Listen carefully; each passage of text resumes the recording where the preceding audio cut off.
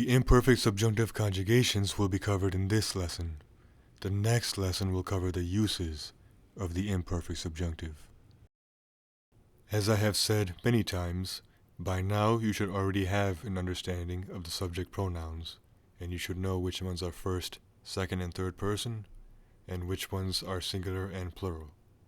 You should also be aware of the three Spanish verb categories, AR, ER, and IR verbs.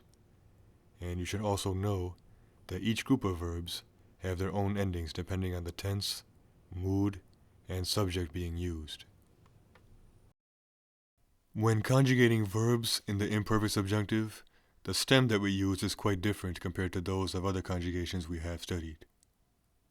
In the present imperfect preterite and present subjunctive, we simply remove the infinitive AR, ER, or IR endings of a verb, and then to that stem we add the endings respective to the subject and tense being used.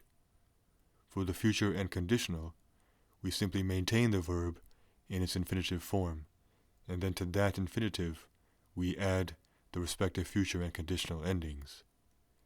For the imperfect subjunctive, however, we have to first take the third person plural preterite form of the verb we are conjugating. So that is the ellos, ellas, ustedes preterite form. These preterite forms end in aron for AR verbs and ieron for ER and IR verbs. So then we remove the ron portion of the third person plural preterite ending. And then to this stem we finally add the respective imperfect subjunctive endings. The imperfect subjunctive is also unique in that it has two possible sets of verb endings, and all three verb groups share both the first set and second set of imperfect subjunctive endings. The first set is ra, ras, ra, ramos, rais, ran, and the second set, se, ses, se, semos, seis, sen.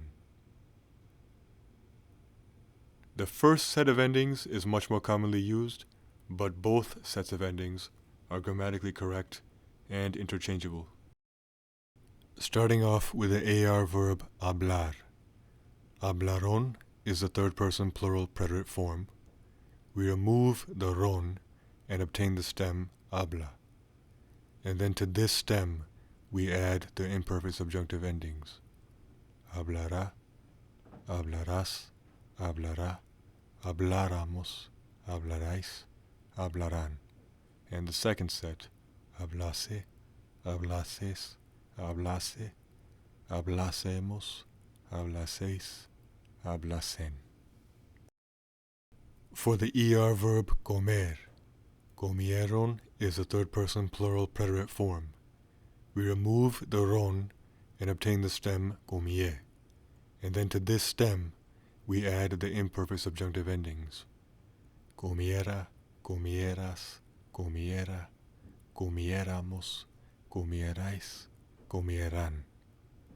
Comiese, comieses, comiese, comiésemos, comieseis, comiesen. And the IR verb vivir. Vivieron is the third person plural preterite form.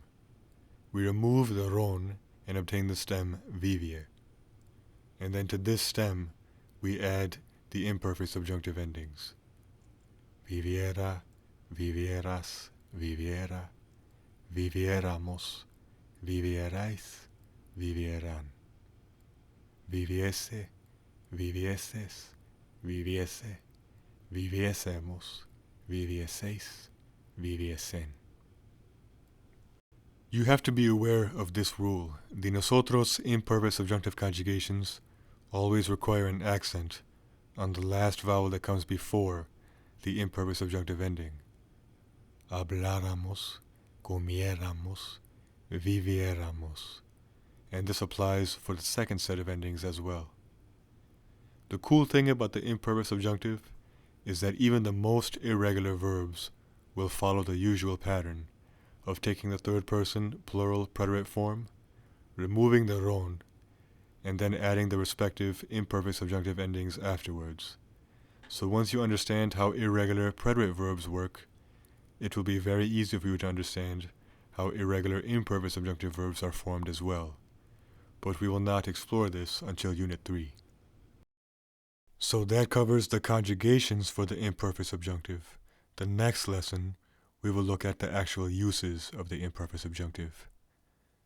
As I always say, I would very much appreciate it if you can share this video series with your friends and teachers. And that is all for now, so until next time.